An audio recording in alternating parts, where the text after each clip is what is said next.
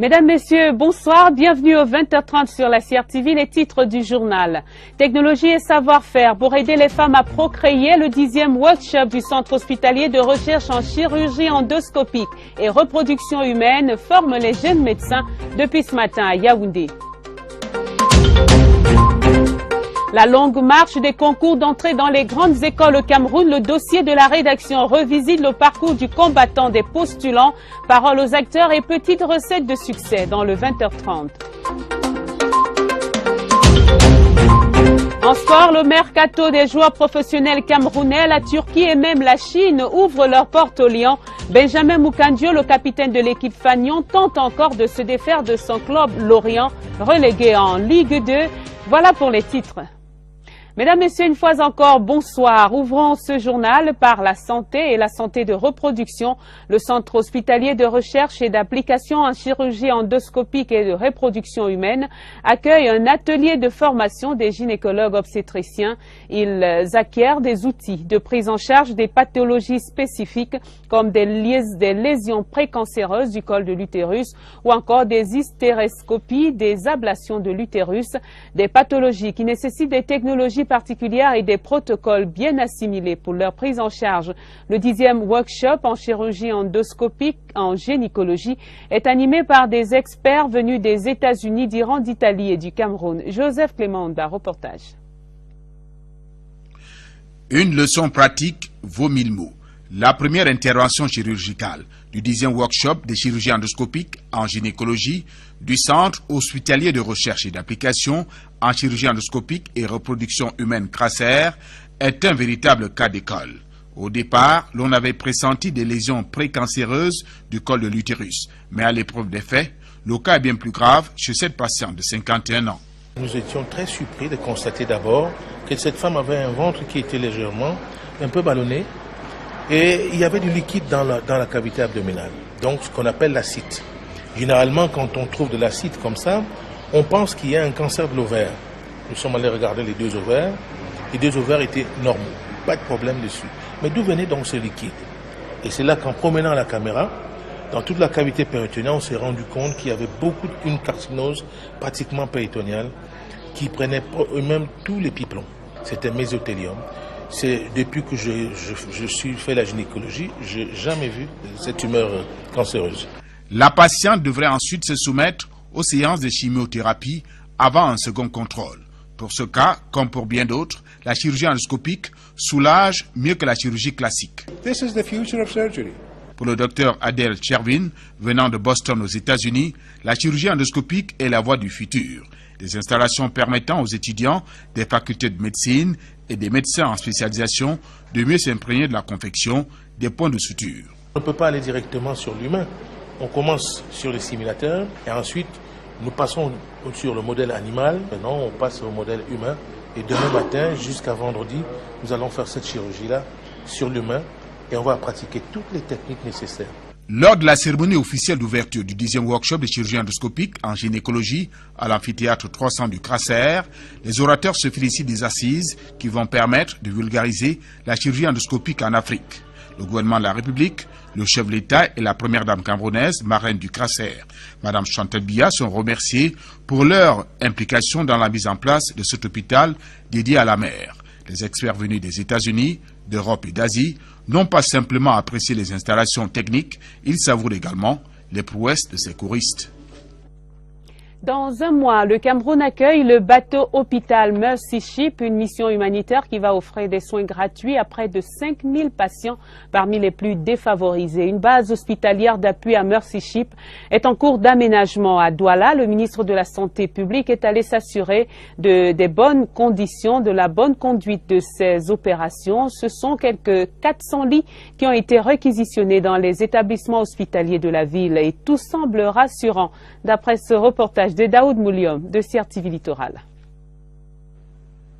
Visite d'évaluation, visite de recadrage et les dernières consignes. À 30 jours de l'arrivée du navire hôpital de la mission humanitaire Mercy Ships à Douala, le ministre André Mamafouda n'a pas voulu s'en tenir au rapport écrit.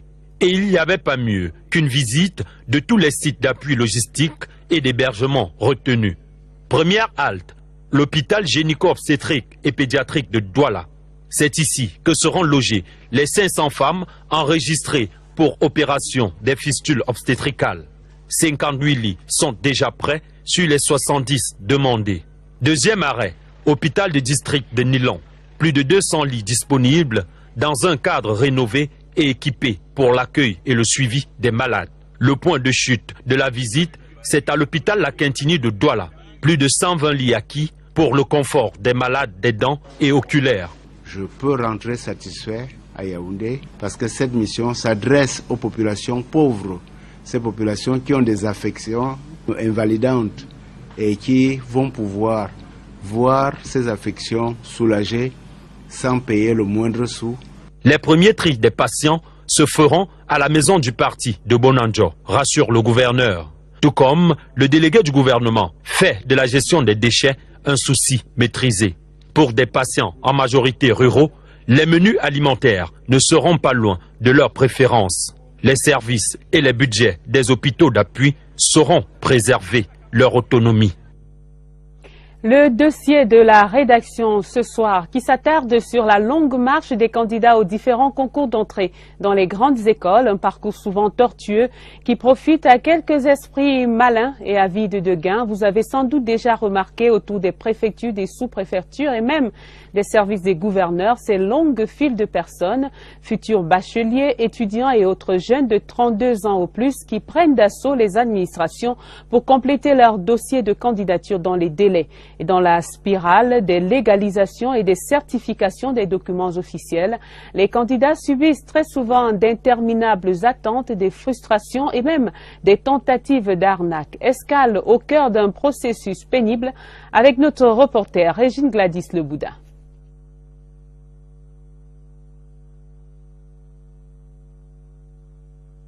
La queue n'a pas de fin depuis le matin.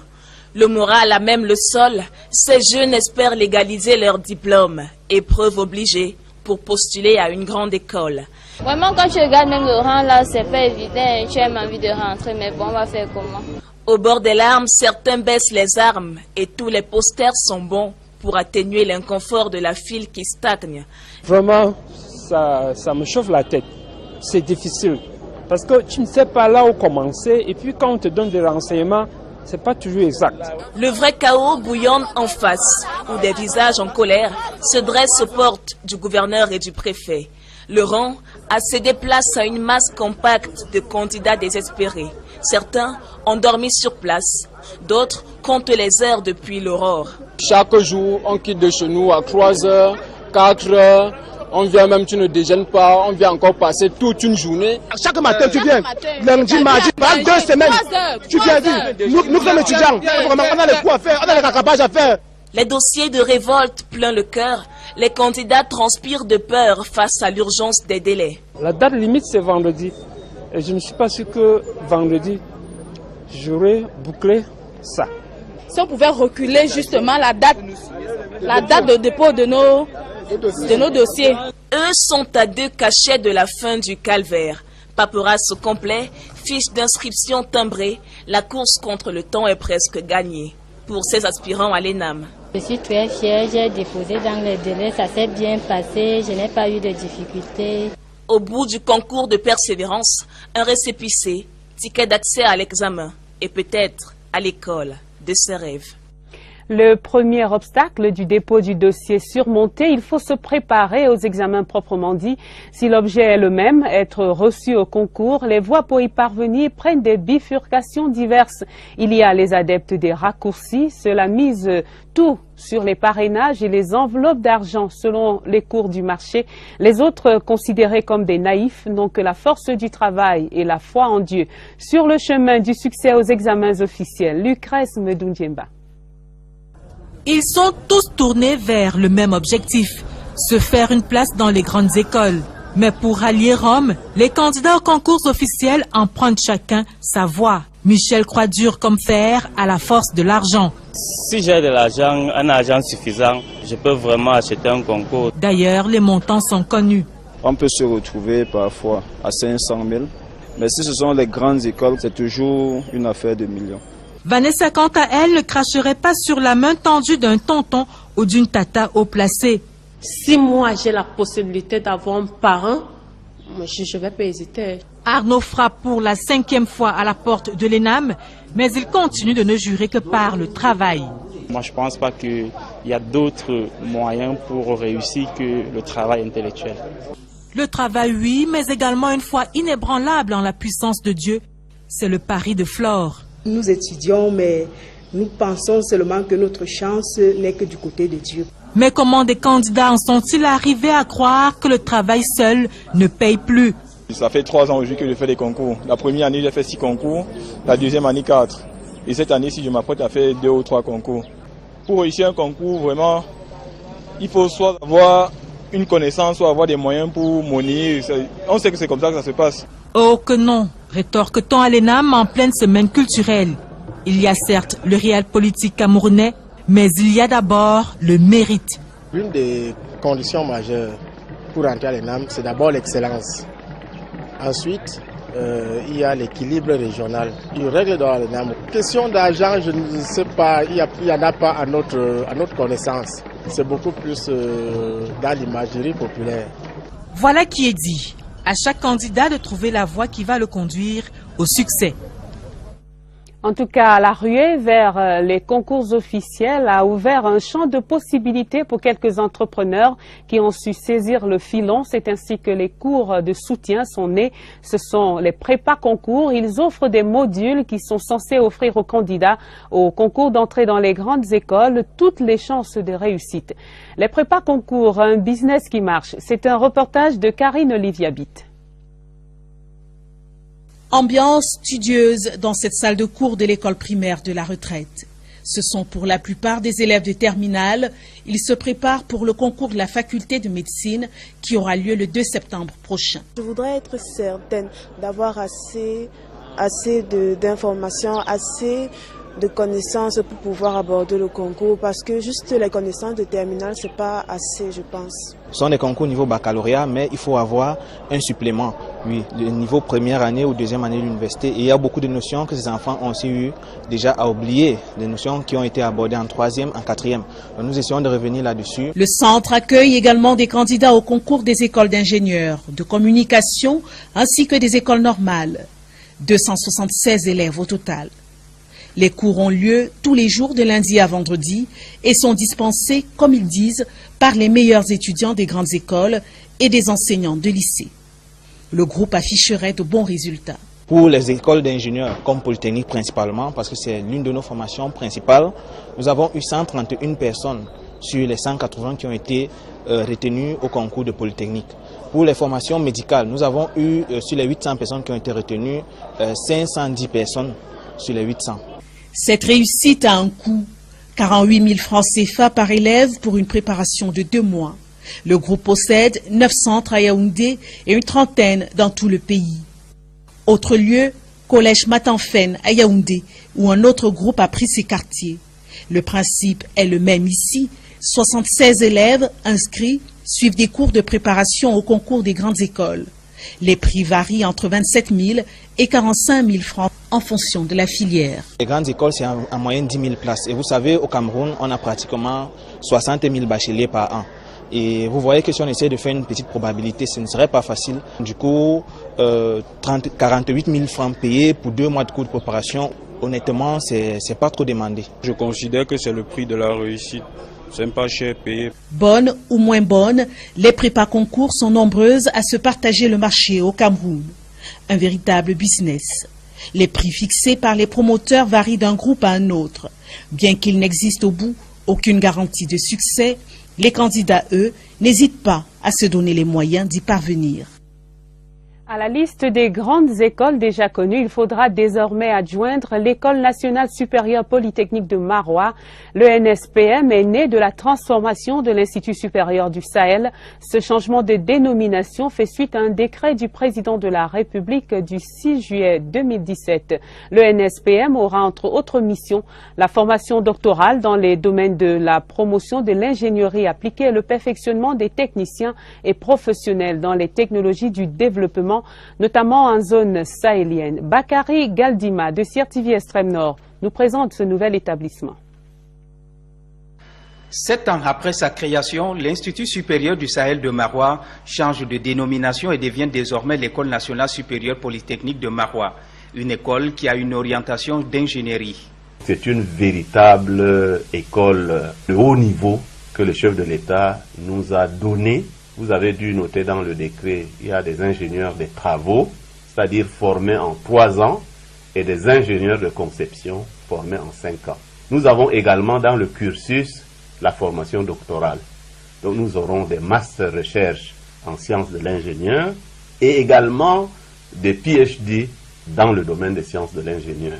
Mais fondamentalement, qu'est-ce qui va donc changer? Nous aurons donc des formations d'ingénieurs de conception dès la première année. C'est beaux-arts et sciences du patrimoine, les sciences sociales pour le développement. Ces formations vont être délaissées et transférées à la faculté des arts, lettres et sciences humaines. Nous avons le département d'agriculture, élevage et produits dérivés, le département des énergies renouvelables, le département d'informatique et télécommunications. Nous avons le département de climatologie, hydrologie, pédologie. Malgré le problème d'infrastructure et des ressources humaines, les responsables entendent relever les défis et donner un nouveau label aux ingénieurs qui seront formés à l'École nationale supérieure polytechnique de Maroua. Le dossier de la rédaction s'achève avec les souhaits du 20h30 de prompt succès aux candidats au concours d'entrée dans les grandes écoles camerounaises. La 11e assemblée plénière de l'Association des conférences épiscopales de la région d'Afrique centrale se poursuit. Des questions de fond ont été abordées en ce 2e jour sur les conditions et les préalables d'un dialogue religieux, interreligieux fécond. En effet, après les discours pieux, le dialogue interreligieux se brouille souvent à l'épreuve des égoïsmes de chapelle. C'est donc un idéal à appréhender avec sérieux, délicatesse et prudence. Pierre Binambarga. Une épreuve de prudence, de patience et d'amour.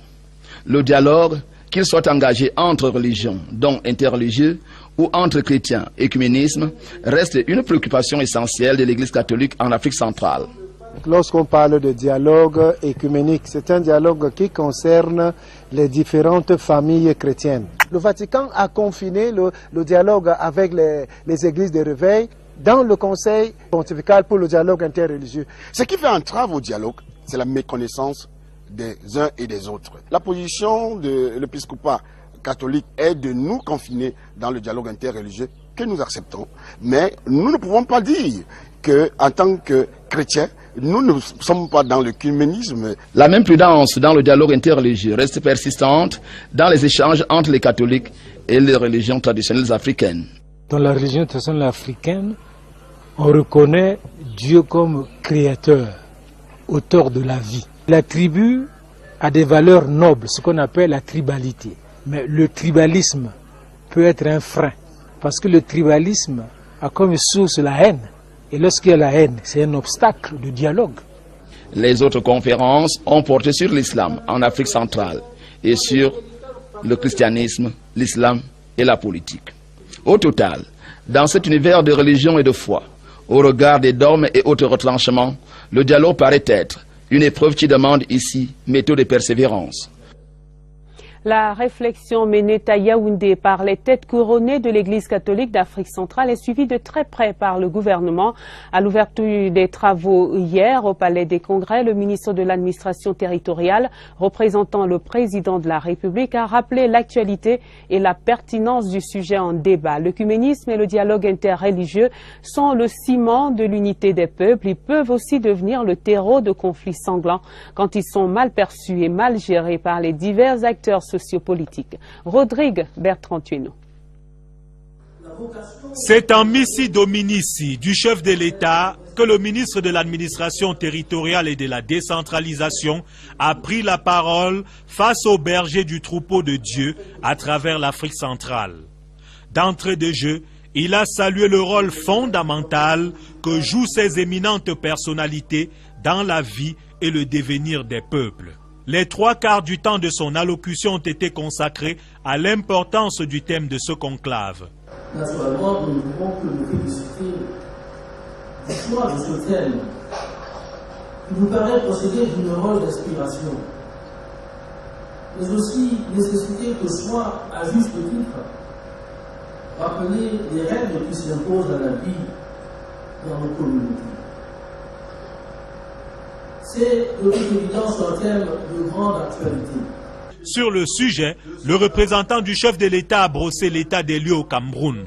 Au Cameroun, le communisme et le dialogue interreligieux sont vécus au quotidien, non seulement sur le plan intellectuel, mais dans les rapports interpersonnels ou intercommunautaires, dans le respect mutuel, dans l'acceptation réciproque des altérités culturelles, dans une réelle harmonie. Mais face aux menaces qui pèsent sur l'œcuménisme et le dialogue interreligieux, le gouvernement demeure attentif à la contribution qui jaillira du brainstorming de ces têtes bien faites et bien pleines, placées sous la dictée des cieux et de Dieu. Dans le 20h30, ces précisions du ministre des Enseignements secondaires pour rassurer les intervenants aux examens et concours officiels de la session 2017. Le paiement des droits est effectif. Il se fait phase par phase, conformément aux instructions données aux délégués régionaux, et ce, malgré quelques retards observés dans la Damawa, le centre et l'ouest. Ce communiqué du ministre des Enseignements secondaires intervient après la publication sur les réseaux sociaux de quelques rumeurs sur le non-paiement de ses droits aux superviseurs, chefs de centre d'examen et autres correcteurs. Jean-Ernest Masséna-Ngalé-Bibéhe les rassure que le gouvernement met tout en œuvre pour qu'aucun dysfonctionnement ne vienne plus entraver le paiement intégral de ses droits. La grande enquête de ce soir a des relents économiques et nous amène dans les mécanismes de tarification de l'électricité au Cameroun. L'élément nouveau est le transfert des actifs de l'infrastructure de transport de l'énergie électrique à la Sonatrel, la Société nationale de transport d'électricité. Le transfert doit s'achever fin décembre 2017, la fin d'un processus qui devra s'accompagner d'un changement de tarification. Et déjà, le consommateur s'inquiète de cette perspective. Doit-on s'attendre à une hausse des charges et des factures d'électricité? L'enquête d'Olivier Kingemouli. En l'état actuel, la tarification de l'électricité est fonction d'un amortissement sur des investissements d'un seul acteur liés à la production, au transport, à la distribution. Il faudra même y ajouter les charges de maintenance et du commercial. Le consommateur, quant à lui, est simplement astreint au paiement d'une facture adossé à son rythme de consommation. Et je ne pense pas que le courant coûte cher. Ça dépend de la façon dont on consomme. Les gens se plaignent, mais de mon côté, tout va bien. Un ménage qui a beaucoup plus d'appareils devra normalement supporter une tarification qui renvoie à la consommation. Moi, je ne trouve pas que le courant se fait payer à un prix un peu exorbitant. Pas certain que ces avis rencontrent l'écho le plus favorable dans la majorité, soit.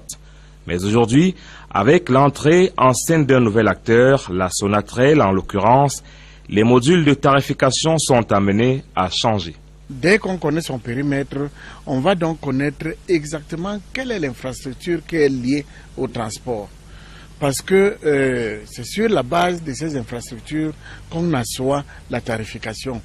On aura donc maintenant tarification pour la Société nationale de transport et tarification pour Eneo qui va rester avec les autres segments de production, de distribution et de services-vente.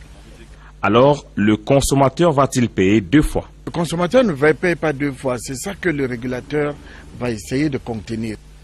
On va calculer le tarif qui revient à la production, le tarif qui revient à la distribution et autres services. Là, sur cette base, on va sortir un tarif moyen.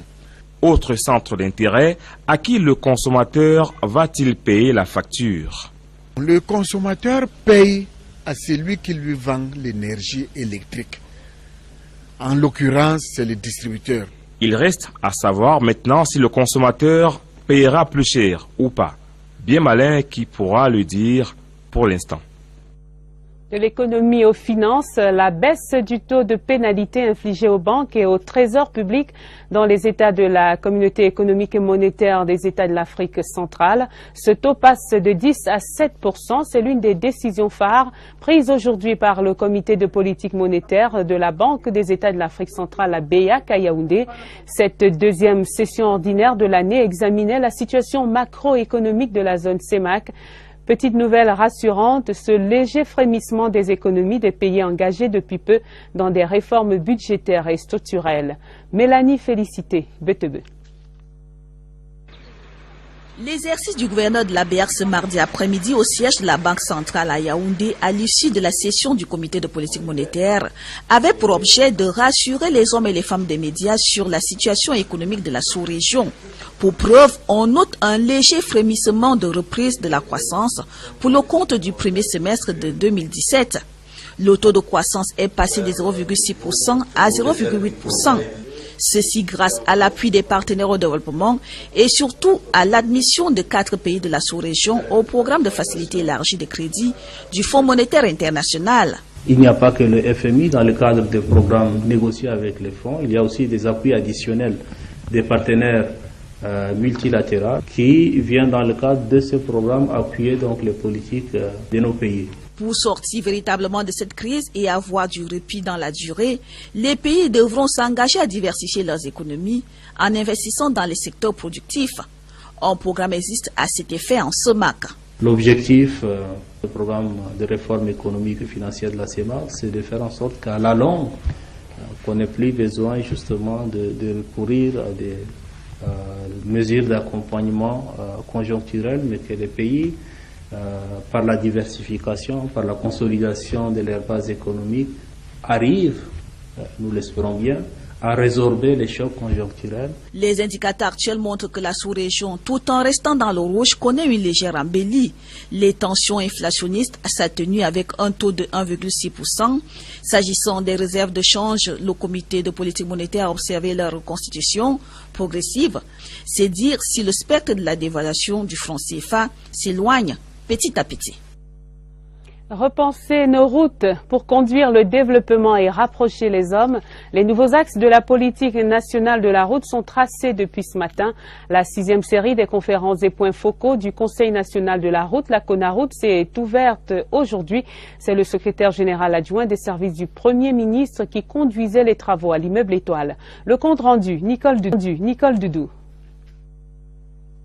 L'élaboration d'un projet de loi portant organisation de la sécurité routière au Cameroun et du projet décret portant création, organisation et fonctionnement d'un organisme unique dédié à la prévention et à la sécurité routière, c'est l'une des thématiques sous examen aux travaux de la conférence des points focaux du CONAROUTE à Yaoundé. La rencontre s'inscrit dans la politique générale du président de la République, Paul Biya, d'améliorer qualitativement et quantitativement le réseau routier au Cameroun. Autour de la table pour les débats, tous les maillons de la chaîne. Pour la première fois, les communes ont été prises en compte. Donc on ne parle plus de route départementale, mais plutôt de route communale. C'est dire à quel point nous, les collectivités territoriales décentralisées, nous sommes concernés au premier chef. C'est-à-dire que l'on vient construire des routes, mais il faudra qu'après la construction de ces routes, on puisse songer à l'utilisation, à la protection, à la préservation de celles-ci. On a un problème de routes à construire, de routes à entretenir. Et ce n'est pas facile parce que nous connaissons les problèmes récurrents soulevés ça et là relativement à cette problématique de financement qui ne vient pas à temps. Ces assises de 3 jours aboutiront à des recommandations clés pour aider le gouvernement à assurer efficacement les réformes nécessaires à l'optimisation de la politique nationale de la route au Cameroun. Le vent de préparatifs des élections 2018 souffle déjà sur les différentes instances chargées de conduire les opérations électorales. Depuis hier, une mission exploratoire de la division de l'assistance électorale du programme des Nations Unies pour le développement, le PNUD, est à Yaoundé. Elle échange avec les différents maillons de la chaîne de préparation des élections afin de mieux cerner les besoins et d'orienter rationnellement l'assistance du PNUD. Elections Cameroun a accueilli la mission aujourd'hui. Reportage Séverin. À Elections Cameroun, la mission que conduit à Kinyemi, à Degbola, conseiller électoral au département des affaires politiques du PNUD à New York, a tenu une séance de travail avec les responsables du conseil électoral et ceux de la direction générale des élections. Un échange nourri, s'inspirant des expériences du passé, dans le but d'arrêter d'un commun accord les prochains points d'assistance du PNUD à l'organe de supervision et de contrôle des opérations électorales. Des partenaires qui ont toujours coopéré dans l'élaboration des stratégies visant à garantir une organisation libre et transparente des scrutins au Cameroun. Il s'agit d'un objectif très précis qui est de venir sur le terrain et se rencontrer avec les acteurs du processus électoral, en commençant avec l'acteur principal qui a fait la requête et de déterminer dans quel domaine éventuellement les Nations Unies pourraient apporter une assistance. Les Nations Unies interviennent juste comme une institution. Il y a plusieurs besoins et nous les avons à travers le monde. Nous avons des desiderata que nous voulons poser sur la table. Ils vont aussi réagir en fonction de ce qu'ils peuvent nous donner. Le séjour de la mission exploratoire du PNUD prend fin le 21 juillet prochain. Mais entre-temps, l'équipe des experts onusiens tient des séances de travail avec les autorités publiques, les représentants des partis politiques et la société civile. La visite de cette équipe est d'ailleurs attendue dans les régions de l'extrême nord et du nord-ouest. Résultats et excellence de prescription du directeur général Charles Ndongo, nouveau responsable de la station régionale de la CRTV dans le centre.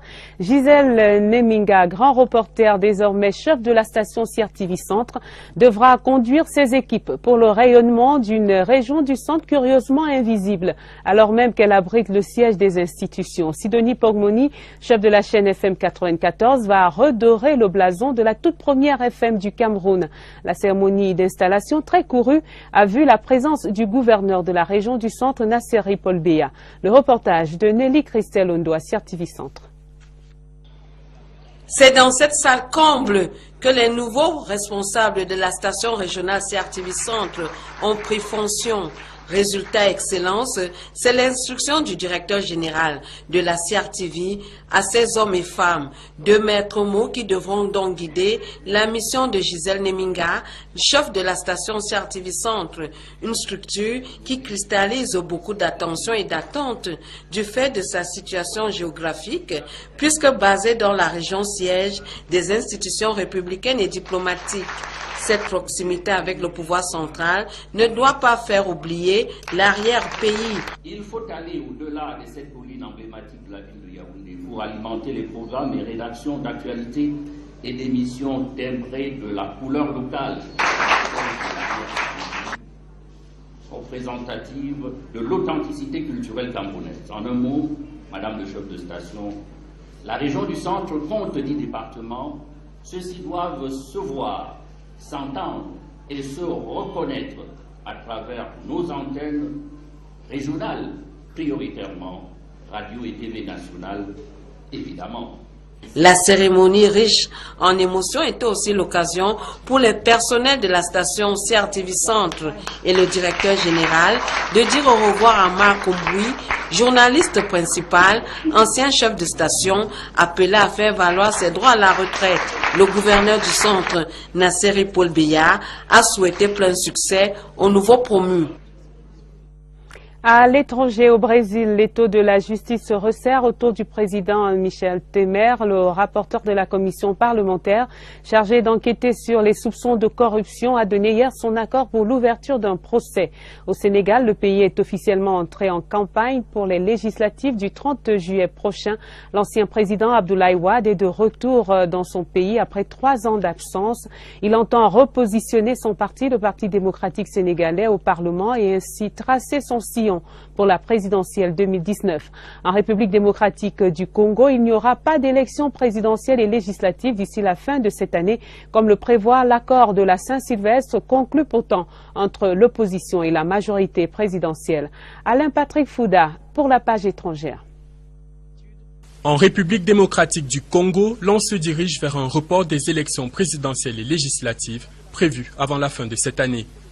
L'annonce a été faite à la presse mardi par le président de la commission électorale, Corneille Nangaa. Parmi les raisons invoquées, l'insécurité ambiante dans plusieurs provinces du pays, notamment le Grand Kasaï. Le président de cette commission assure toutefois que 33 millions d'électeurs sont d'ores et déjà inscrits sur les listes électorales. Bain de foule et aide d'honneur pour l'ancien président du Sénégal, Abdoulaye Wade. Un retour populaire qui charrie l'espoir de reconquête du terrain politique 3 ans après son dernier passage dans son pays. En tant que tête de liste et chef de file d'une coalition de l'opposition, l'élection d'Abdoulaye Wade comme député est à subodorer, ce qui lui ferait obtenir, selon des observateurs, une amnistie pour son fils et ancien ministre Karim Wade, qui avait été condamné en 2015 à 6 ans de prison ferme et à plus de 210 millions d'euros d'amende pour enrichissement illicite. Karim Wade pourrait alors briguer la présidentielle de 2019. Au Brésil, Michel Temer souriant, mais Michel Temer conscient de la menace qui pèse sur sa présidence. Le rapporteur de la commission parlementaire qui examinait les charges de corruption impliquant le président brésilien s'est prononcé lundi en faveur de la tenue d'un procès. Mais malgré la grogne populaire, les appels à la démission et une cote de popularité en berne. La fin du 20h30 et cette formation qui est en cours adressée aux jeunes médecins et aux gynécologues obstétriciens, elle est organisée par le CRASER, le Centre hospitalier de recherche en chirurgie endoscopique et reproduction humaine, qui veut divulguer la technologie endoscopique pour aider les femmes à procréer mieux et à régler les problèmes liés à la maternité.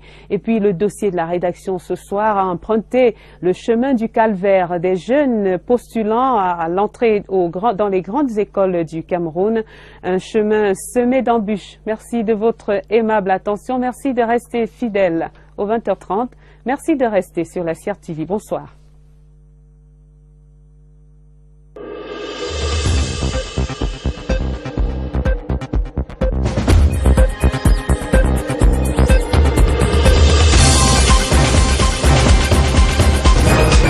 S'assurer des bonnes conditions, de la bonne conduite de ces opérations. Ce sont quelques 400 lits qui ont été réquisitionnés dans les établissements hospitaliers de la ville et tout semble rassurant, d'après ce reportage de Daoud Mouliom de CIR TV Littoral.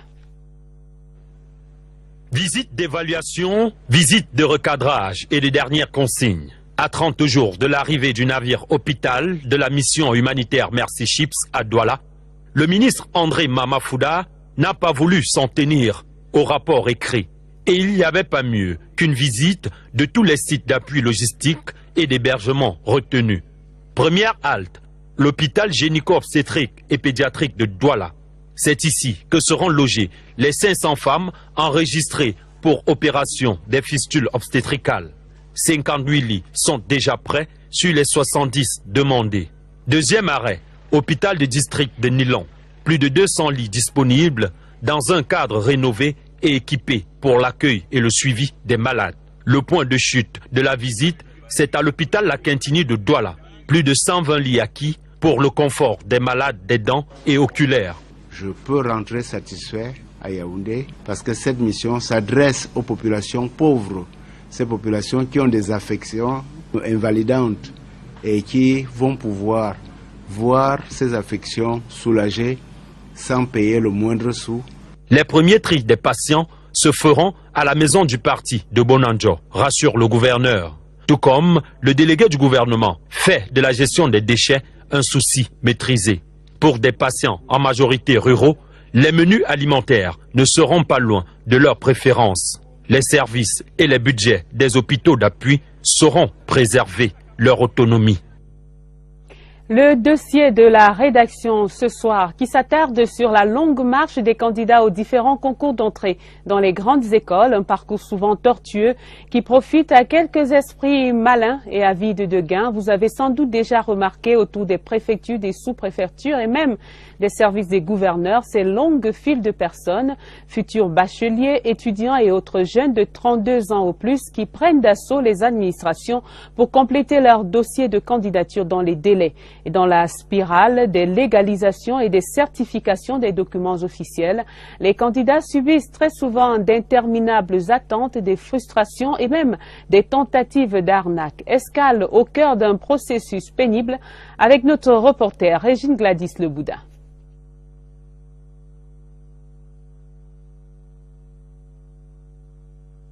La queue n'a pas de fin depuis le matin. Le moral a même le sol. Ces jeunes espèrent légaliser leur diplôme, épreuve obligée pour postuler à une grande école. Vraiment, quand tu regardes même le rang là, c'est pas évident. Tu as même envie de rentrer, mais bon, on va faire comment? Au bord des larmes, certains baissent les armes et tous les posters sont bons pour atténuer l'inconfort de la file qui stagne. Vraiment, ça me chauffe la tête. C'est difficile parce que tu ne sais pas là où commencer et puis quand on te donne des renseignements, c'est pas toujours exact. Le vrai chaos bouillonne en face, où des visages en colère se dressent aux portes du gouverneur et du préfet. Le rang a cédé place à une masse compacte de candidats désespérés. Certains ont dormi sur place, d'autres comptent les heures depuis l'aurore. Chaque jour, on quitte de chez nous à 3 heures, 4 heures. On vient même, tu ne déjeunes pas, on vient encore passer toute une journée. Chaque matin, tu viens. Lundi, mardi, pendant 2 semaines, tu viens dire. Nous sommes étudiants, on a les coups à faire, on a les racabages à faire. Les dossiers de révolte plein le cœur. Les candidats transpirent de peur face à l'urgence des délais. La date limite, c'est vendredi. Et je ne suis pas sûr que vendredi, j'aurai bouclé ça. Si on pouvait reculer justement la date de dépôt de nos dossiers. Eux sont à 2 cachets de la fin du calvaire. Paperasse au complet, fiche d'inscription timbrée, la course contre le temps est presque gagnée. Pour ces aspirants à l'ENAM. Je suis très fière, j'ai déposé dans les délais, ça s'est bien passé, je n'ai pas eu de difficultés. Au bout du temps. Mais nous ne pouvons pas dire qu'en tant que chrétiens, nous ne sommes pas dans le communisme. La même prudence dans le dialogue interreligieux reste persistante dans les échanges entre les catholiques et les religions traditionnelles africaines. Dans la religion traditionnelle africaine, on reconnaît Dieu comme créateur, auteur de la vie. La tribu a des valeurs nobles, ce qu'on appelle la tribalité. Mais le tribalisme peut être un frein, parce que le tribalisme a comme source la haine. Et lorsqu'il y a la haine, c'est un obstacle de dialogue. Les autres conférences ont porté sur l'islam en Afrique centrale et sur le christianisme, l'islam et la politique. Au total, dans cet univers de religion et de foi, au regard des dogmes et autres retranchements, le dialogue paraît être une épreuve qui demande ici méthode et persévérance. La réflexion menée à Yaoundé par les têtes couronnées de l'Église catholique d'Afrique centrale est suivie de très près par le gouvernement. À l'ouverture des travaux hier au Palais des Congrès, le ministre de l'administration territoriale, représentant le président de la République, a rappelé l'actualité et la pertinence du sujet en débat. L'œcuménisme et le dialogue interreligieux sont le ciment de l'unité des peuples. Ils peuvent aussi devenir le terreau de conflits sanglants quand ils sont mal perçus et mal gérés par les divers acteurs sociopolitique. Rodrigue Bertrand Tueno. C'est en Missi Dominici du chef de l'État que le ministre de l'administration territoriale et de la décentralisation a pris la parole face aux bergers du troupeau de Dieu à travers l'Afrique centrale. D'entrée de jeu, il a salué le rôle fondamental que jouent ces éminentes personnalités dans la vie et le devenir des peuples. Les 3/4 du temps de son allocution ont été consacrés à l'importance du thème de ce conclave. Naturellement, nous ne pouvons que nous féliciter du choix de ce thème qui nous permet de procéder d'une rôle d'inspiration, mais aussi nécessiter que soit, à juste titre, rappeler les règles qui s'imposent à la vie dans nos communautés. C'est de toute évidence un thème de grande actualité. Sur le sujet, le représentant du chef de l'État a brossé l'état des lieux au Cameroun. Au Cameroun, l'œcuménisme et le dialogue interreligieux sont vécus au quotidien. Non seulement sur le plan intellectuel, mais dans les rapports interpersonnels ou intercommunautaires, dans le respect mutuel, dans l'acceptation réciproque des altérités culturelles, dans une réelle harmonie. Mais face aux menaces qui pèsent sur l'œcuménisme et le dialogue interreligieux, le gouvernement demeure attentif à la contribution qui jaillira du brainstorming de ces têtes bien faites et bien pleines, placées sous la dictée des cieux et de Dieu. Dans le 20h30, ces précisions du ministre des Enseignements secondaires pour rassurer les intervenants aux examens et concours officiels de la session 2017. Le paiement des droits est effectif. Il se fait phase par phase, conformément aux instructions données aux délégués régionaux, et ce, malgré quelques retards observés dans la Damawa, le centre et l'ouest. Ce communiqué du ministre des Enseignements secondaires intervient après la publication sur les réseaux sociaux de quelques rumeurs sur le non-paiement de ses droits aux superviseurs, chefs de centre d'examen et autres correcteurs. Jean-Ernest Masséna-Ngalé-Bibéhé les rassure que le gouvernement met tout en œuvre pour qu'aucun dysfonctionnement ne vienne plus entraver le paiement intégral de ses droits. La grande enquête de ce soir a des relents économiques et nous amène dans les mécanismes de tarification de l'électricité au Cameroun. L'élément nouveau est le transfert des actifs de l'infrastructure de transport de l'énergie électrique à la Sonatrel, la Société nationale de transport d'électricité. Le transfert doit s'achever fin décembre 2017, la fin d'un processus qui devra s'accompagner d'un changement de tarification, et déjà le consommateur s'inquiète de cette perspective. Doit-on s'attendre? Concours de persévérance, un récépissé, ticket d'accès à l'examen et peut-être à l'école de ses rêves. Le premier obstacle du dépôt du dossier surmonté, il faut se préparer aux examens proprement dit. Si l'objet est le même, être reçu au concours, les voies pour y parvenir prennent des bifurcations diverses. Il y a les adeptes des raccourcis, cela mise tout sur les parrainages et les enveloppes d'argent selon les cours du marché. Les autres, considérés comme des naïfs, n'ont que la force du travail et la foi en Dieu. Sur le chemin du succès aux examens officiels, Lucrèce Medundiemba. Ils sont tous tournés vers le même objectif, se faire une place dans les grandes écoles. Mais pour rallier Rome, les candidats aux concours officiels empruntent chacun sa voie. Michel croit dur comme fer à la force de l'argent. Si j'ai de l'argent, un argent suffisant, je peux vraiment acheter un concours. D'ailleurs, les montants sont connus. On peut se retrouver parfois à 500 000, mais si ce sont les grandes écoles, c'est toujours une affaire de millions. Vanessa, quant à elle, ne cracherait pas sur la main tendue d'un tonton ou d'une tata haut placée. Si moi j'ai la possibilité d'avoir un parrain, je ne vais pas hésiter. Arnaud frappe pour la 5e fois à la porte de l'ENAM, mais il continue de ne jurer que par le travail. Moi, je ne pense pas qu'il y a d'autres moyens pour réussir que le travail intellectuel. Le travail, oui, mais également une foi inébranlable en la puissance de Dieu. C'est le pari de Flore. Nous étudions, mais nous pensons seulement que notre chance n'est que du côté de Dieu. Mais comment des candidats en sont-ils arrivés à croire que le travail seul ne paye plus? Ça fait 3 ans aujourd'hui que je fais des concours. La première année, j'ai fait 6 concours. La deuxième année, 4. Et cette année-ci, je m'apprête à faire 2 ou 3 concours. Pour réussir un concours, vraiment, il faut soit avoir une connaissance, soit avoir des moyens pour monnayer. On sait que c'est comme ça que ça se passe. Oh que non, rétorque-t-on à l'ENAM en pleine semaine culturelle. Il y a certes le réel politique camerounais, mais il y a d'abord le mérite. L'une des conditions majeures pour entrer à l'ENAM, c'est d'abord l'excellence. Ensuite, il y a l'équilibre régional. Une règle dans l'ENAM. Question d'argent, je ne sais pas, il n'y en a pas à notre connaissance. C'est beaucoup plus dans l'imagerie populaire. Voilà qui est dit. À chaque candidat de trouver la voie qui va le conduire au succès. En tout cas, la ruée vers les concours officiels a ouvert un champ de possibilités pour quelques entrepreneurs qui ont su saisir le filon. C'est ainsi que les cours de soutien sont nés. Ce sont les prépa concours. Ils offrent des modules qui sont censés offrir aux candidats au concours d'entrée dans les grandes écoles toutes les chances de réussite. Les prépa concours, un business qui marche. C'est un reportage de Karine Oliviabit. Ambiance studieuse dans cette salle de cours de l'école primaire de la retraite.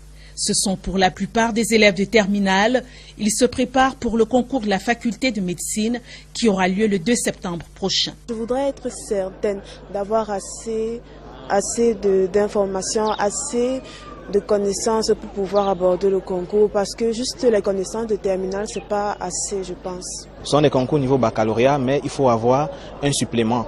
Oui, le niveau première année ou deuxième année de l'université. Et il y a beaucoup de notions que ces enfants ont aussi eu déjà à oublier, des notions qui ont été abordées en troisième, en quatrième. Donc nous essayons de revenir là-dessus. Le centre accueille également des candidats au concours des écoles d'ingénieurs, de communication, ainsi que des écoles normales. 276 élèves au total. Les cours ont lieu tous les jours de lundi à vendredi et sont dispensés, comme ils disent, par les meilleurs étudiants des grandes écoles et des enseignants de lycée. Le groupe afficherait de bons résultats. Pour les écoles d'ingénieurs, comme Polytechnique principalement, parce que c'est l'une de nos formations principales, nous avons eu 131 personnes sur les 180 qui ont été retenues au concours de Polytechnique. Pour les formations médicales, nous avons eu sur les 800 personnes qui ont été retenues, 510 personnes sur les 800. Cette réussite a un coût, 48 000 francs CFA par élève pour une préparation de 2 mois. Le groupe possède 9 centres à Yaoundé et une trentaine dans tout le pays.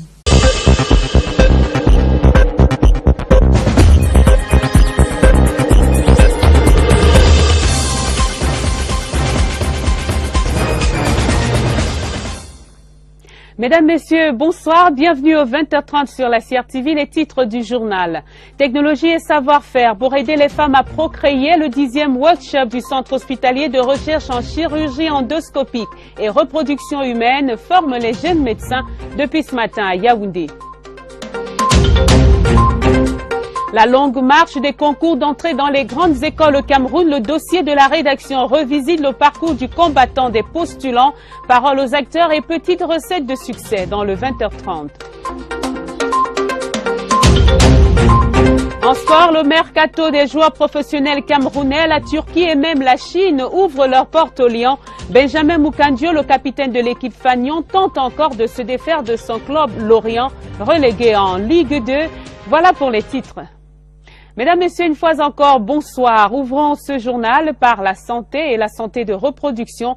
Le Centre hospitalier de recherche et d'application en chirurgie endoscopique et de reproduction humaine accueille un atelier de formation des gynécologues obstétriciens. Ils acquièrent des outils de prise en charge des pathologies spécifiques comme des lésions précancéreuses du col de l'utérus ou encore des hystéroscopies, des ablations de l'utérus, des pathologies qui nécessitent des technologies particulières et des protocoles bien assimilés pour leur prise en charge. Le 10e workshop en chirurgie endoscopique en gynécologie est animé par des experts venus des États-Unis, d'Iran, d'Italie et du Cameroun. Joseph Clément, reportage. Une leçon pratique vaut 1000 mots. La première intervention chirurgicale du 10e workshop des chirurgies endoscopiques en gynécologie du Centre hospitalier de recherche et d'application en chirurgie endoscopique et reproduction humaine CRACER est un véritable cas d'école. Au départ, l'on avait pressenti des lésions précancéreuses du col de l'utérus, mais à l'épreuve des faits, le cas est bien plus grave chez cette patiente de 51 ans. Nous étions très surpris de constater d'abord que cette femme avait un ventre qui était légèrement un peu ballonné et il y avait du liquide dans la cavité abdominale, donc ce qu'on appelle l'acide. Généralement, quand on trouve de l'acide comme ça, on pense qu'il y a un cancer de l'ovaire. Nous sommes allés regarder les 2 ovaires. Les 2 ovaires étaient normaux, pas de problème dessus. Mais d'où venait donc ce liquide? Et c'est là qu'en promenant la caméra, dans toute la cavité péritonéale, on s'est rendu compte qu'il y avait une carcinose pratiquement péritoniale qui prenait même tous les pipelons. C'était mésothélium. C'est depuis que je suis fait la gynécologie, je n'ai jamais vu cette tumeur cancéreuse. La patiente devrait ensuite se soumettre aux séances de chimiothérapie avant un second contrôle. Pour ce cas, comme pour bien d'autres, la chirurgie endoscopique soulage mieux que la chirurgie classique. This is the future of surgery. Pour le docteur Adel Chervin, venant de Boston aux États-Unis, la chirurgie endoscopique est la voie du futur. Des installations permettant aux étudiants des facultés de médecine et des médecins en spécialisation de mieux s'imprégner de la confection des points de suture. On ne peut pas aller directement sur l'humain. On commence sur les simulateurs et ensuite nous passons sur le modèle animal. Maintenant on passe au modèle humain et demain matin jusqu'à vendredi, nous allons faire cette chirurgie-là sur l'humain et on va pratiquer toutes les techniques nécessaires. Lors de la cérémonie officielle d'ouverture du 10e workshop de chirurgie endoscopique en gynécologie à l'amphithéâtre 300 du Crasser, les orateurs se félicitent des assises qui vont permettre de vulgariser la chirurgie endoscopique en Afrique. Le gouvernement de la République, le chef de l'État et la première dame camerounaise, marraine du Crasser, Madame Chantal Biya, sont remerciés pour leur implication dans la mise en place de cet hôpital dédié à la mère. Les experts venus des États-Unis, d'Europe et d'Asie n'ont pas simplement apprécié les installations techniques, ils savourent également les prouesses de ces choristes. Dans un mois, le Cameroun accueille le bateau hôpital Mercy Ship, une mission humanitaire qui va offrir des soins gratuits à près de 5000 patients parmi les plus défavorisés. Une base hospitalière d'appui à Mercy Ship est en cours d'aménagement à Douala. Le ministre de la Santé publique est allé... Autre lieu, Collège Matanfen à Yaoundé, où un autre groupe a pris ses quartiers. Le principe est le même ici. 76 élèves inscrits suivent des cours de préparation au concours des grandes écoles. Les prix varient entre 27 000 et 45 000 francs en fonction de la filière. Les grandes écoles, c'est en moyenne 10 000 places. Et vous savez, au Cameroun, on a pratiquement 60 000 bacheliers par an. Et vous voyez que si on essaie de faire une petite probabilité, ce ne serait pas facile. Du coup, 48 000 francs payés pour 2 mois de cours de préparation, honnêtement, c'est pas trop demandé. Je considère que c'est le prix de la réussite. C'est pas cher payé. Bonne ou moins bonne, les prépas concours sont nombreuses à se partager le marché au Cameroun. Un véritable business. Les prix fixés par les promoteurs varient d'un groupe à un autre. Bien qu'il n'existe au bout aucune garantie de succès, les candidats, eux, n'hésitent pas à se donner les moyens d'y parvenir. À la liste des grandes écoles déjà connues, il faudra désormais adjoindre l'École nationale supérieure polytechnique de Maroua. Le NSPM est né de la transformation de l'Institut supérieur du Sahel. Ce changement de dénomination fait suite à un décret du président de la République du 6 juillet 2017. Le NSPM aura entre autres missions la formation doctorale dans les domaines de la promotion de l'ingénierie appliquée et le perfectionnement des techniciens et professionnels dans les technologies du développement, notamment en zone sahélienne. Bakary Galdima de Sir TV Extrême Nord nous présente ce nouvel établissement. 7 ans après sa création, l'Institut supérieur du Sahel de Maroua change de dénomination et devient désormais l'École nationale supérieure polytechnique de Maroua, une école qui a une orientation d'ingénierie. C'est une véritable école de haut niveau que le chef de l'État nous a donnée. Vous avez dû noter dans le décret, il y a des ingénieurs des travaux, c'est-à-dire formés en 3 ans, et des ingénieurs de conception formés en 5 ans. Nous avons également dans le cursus la formation doctorale. Donc nous aurons des masters recherche en sciences de l'ingénieur et également des PhD dans le domaine des sciences de l'ingénieur. Mais fondamentalement, qu'est-ce qui va donc changer? Nous aurons donc des formations d'ingénieurs de conception dès la première année. C'est beaux-arts et sciences du patrimoine, les sciences sociales pour le développement. Ces formations vont être délaissées et transférées à la faculté des arts, lettres et sciences humaines. Nous avons le département d'agriculture, élevage et produits dérivés, le département des énergies renouvelables, le département d'informatique et télécommunications. Nous avons le département de climatologie, hydrologie, pédologie. Malgré les problèmes d'infrastructure et des ressources humaines, les responsables entendent relever les défis et donner un nouveau label aux ingénieurs qui seront formés à l'École nationale supérieure polytechnique de Maroua. Le dossier de la rédaction s'achève avec les souhaits du 20h30 de prompt succès aux candidats au concours d'entrée dans les grandes écoles camerounaises. La 11e assemblée plénière de l'Association des conférences épiscopales de la région d'Afrique centrale se poursuit. Des questions de fond ont été abordées en ce 2e jour sur les conditions et les préalables d'un dialogue religieux, interreligieux fécond. En effet, après les discours pieux, le dialogue interreligieux se brouille souvent à l'épreuve des égoïsmes de chapelle. C'est donc un idéal à appréhender avec sérieux, délicatesse et prudence. Pierre Binambarga. Une épreuve de prudence, de patience et d'amour. Le dialogue, qu'il soit engagé entre religions, dont interreligieux, ou entre chrétiens, écuménisme, reste une préoccupation essentielle de l'Église catholique en Afrique centrale.